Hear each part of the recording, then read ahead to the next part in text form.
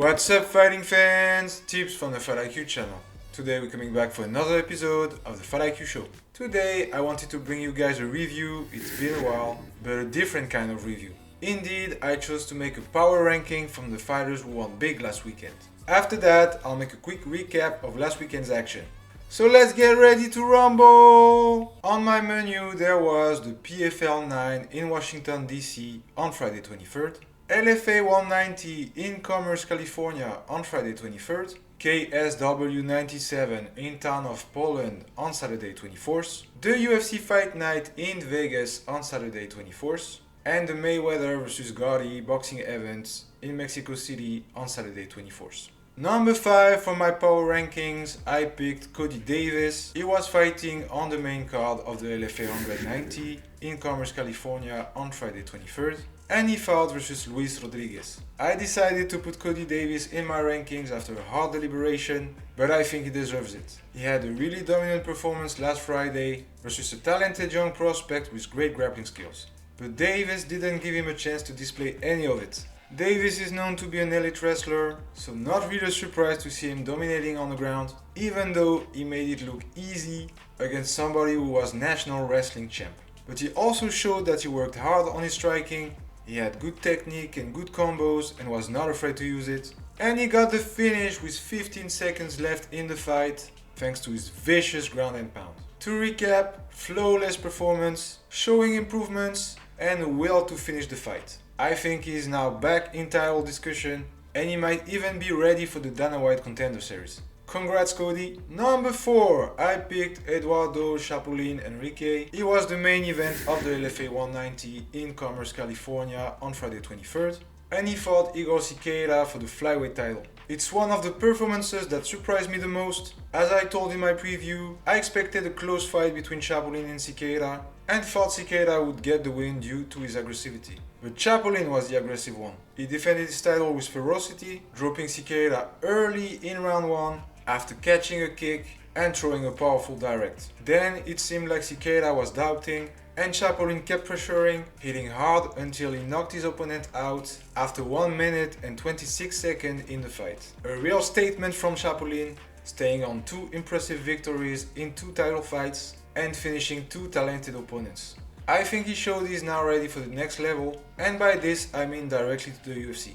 Indeed, the Dana White Contender Series season is ongoing, and I don't think he should wait next year to get an opportunity. I'm pretty sure he could be booked on a UFC event against somebody from the UFC roster and gets his hand raised. He's a complete fighter, he finishes fights, he's young and has room for improvement. That's all the UFC wants. Number 3, I picked Mairon Santos. He was on the main card of the UFC Fight Night in Vegas on Saturday 24th, and he fought in the Ultimate Fighter featherweight finals. I really liked what I saw there. To be honest, Santos was my favorite to win this season really early in the show, and he didn't disappoint. He faced Khan Ofli, a talented opponent with experience and a good ground game, but in my opinion Santos showed that he was UFC ready. He countered perfectly Ofli's game plan, which was to pressure the Brazilian with an aggressive striking and to bring the fight to the ground.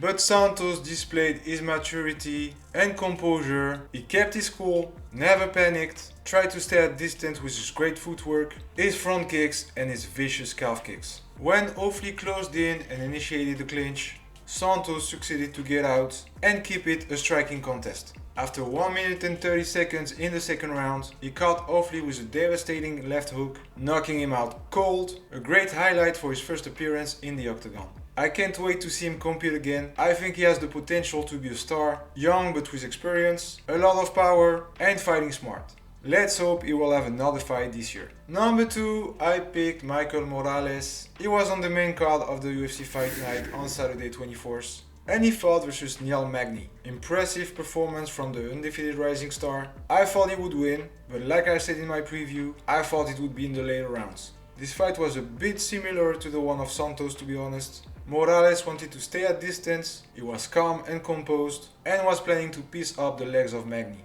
But the veteran learned from his previous fights, he closed the distance and wanted to wrestle. Morales defended effectively and even succeeded to throw a spinning elbow that dropped Magny. After that, Morales put pressure on the ground, put a lot of power in his ground and pound, never giving Magny a chance to recover, finishing him in the last 30 seconds of the first round. For the biggest fight of his career, Morales seemed ready, showing he has earned a spot in the top 15 of the welterweight division. At only 25, already 17-0, with 12 knockouts, sky is the limit for him, and I'd like to see him fight a top 10 opponent next. And number 1, of course I picked Caio Borralho. He was the main event of the UFC Fight Night in Vegas on Saturday 24th, and he fought versus Jared Cannonier. Definitely the biggest win of the weekend. It was a huge test for Borralho, but he succeeded. He was facing Cannonier, former title contender, and still one of the most dangerous middleweight in the world. It was really a great fight. Some rounds were really close, but I gave 4 rounds to 1 for Borralho, even though I can see a 3-2. I gave round 2 to Cannonier, but round 4 was also on the edge. The Brazilian definitely got tested. Cannonier was not backing up, and he really came to win. But I think after the first 2 rounds, Borralho started to pick up his pace and found the target more often. He did most of the damage in this fight. He rocked Cannonier a few times, significantly in round 3, and almost knocked him out in the 5th. I still don't understand how Killa Gorilla survived that one. The natural proved his striking is also one of the best of this division. His shot selection is great, he has an awesome snapping jab and right hand, a great defense, even though he relied a bit too much on it and sometimes stayed in Cannonier's face. I was surprised to not see him use his grappling, especially when you know his ground game. We only saw him use it in the last 2 minutes of the fight when he followed up on his almost knockout. It was a ballsy choice to not rely on his grappling, but he wanted to show that he can strike with the best. It worked that time, but I'm not sure it's a risk worth taking against a top 5 opponent, where he is now ranked. Congrats to Borralho, he bet on himself and made a huge leap in the rankings. I'd like to see him fight next for a number 1 contender spot and then for a title if he wins that one. There are some other fighters I hesitated to put in my power rankings. Richie Miranda, who fought at LFA 190 against Mairon Santos, the former welterweight champ. Great fight, Richie won at the decision, showcasing his grappling and his grit. He seems to have found a home at Bloodline Combat under Cub Swenson. He now won his last 3, so let's put him on your radars. Lerian Douglas also impressed me. He won the LFA interim featherweight title, knocking Javier Reyes out cold in the 2nd round. And last one was Ryan Lauder, who TKO'd Robert Valentin in the round 2 in the Ultimate Fighter middleweight finals. A really talented wrestler. I'm excited to see him compete in that 185-pound division. The UFC card was nice. I really like Kong Wang, who opened the card, winning via KO for a UFC debut. I think she might gain some traction in this women's flyweight division. Jacqueline Cavalcanti also won versus Josiane Nunes. It was a split decision, even though I think it should have been unanimous. She controlled the 3 rounds in my opinion and get her 2nd win in 2 UFC fights. Great co-main between Angela Hill and Tabata Ricci. High pace, a lot of action. The Brazilian won via decision, but great performance from both athletes. Nice fights with Borchev versus Yontop and Marshall versus Buzukia. 2 really close fights with a lot of action that ended in split decisions. And Zachary's got a nice win versus Jose Medina, even though he couldn't get a finish. About the Ultimate Fighter, the current format has reached its limits. The 2 winners could have been in the UFC sooner via the Dana White Contender Series. I think there is not much point to compete in that show for these kind of profiles.